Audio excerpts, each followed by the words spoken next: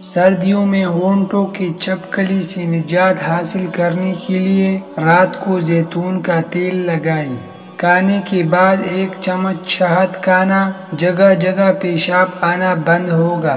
دانتوں کی سفیدی بڑھانے کے لیے سونف چبائیں۔ مچھلی کا تیل بالوں کی جلیوں کو کم کرنے کے لیے استعمال ہوتا ہے۔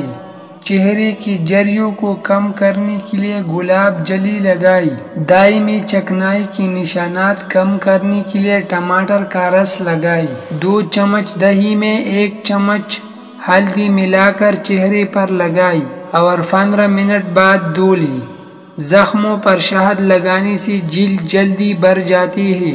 دردناک ہڈیوں کے لیے کھانا خوراک میں ہلدی شامل کریں۔ پیٹ درد کے لیے زیرہ پانی ہے۔ نکسیری پسینہ کے لیے نمازی پڑھیں اور پانی پئیں۔ اڑنے کا علاج کے لیے ادرک کو تیل میں گرم کر کے مسلسل مساج کریں۔ کھانا چبا کر نہ کھائیں بلکہ اچھے طریقے سے چبا کر ہضم کریں۔ میٹھا چکنا چبانے سے گلے کی خراش میں اچھائی ہوتی ہے۔ چکنا کھانے کے بعد نمازی پڑھیں، مزید اجر حاصل ہوتا ہے۔ موسمی بخارات کے لیے گڑھے میں گرم پانی اور چند قطرے ادرک کا رس ڈالیں۔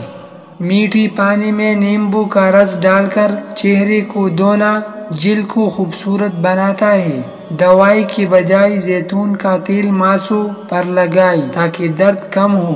گلے کی خراش کے لیے گرم دودھ میں ہلدی ملا کر پئیں۔ خشک چمچ چبا کر ہضمی نظام کو بہتر بنائیں۔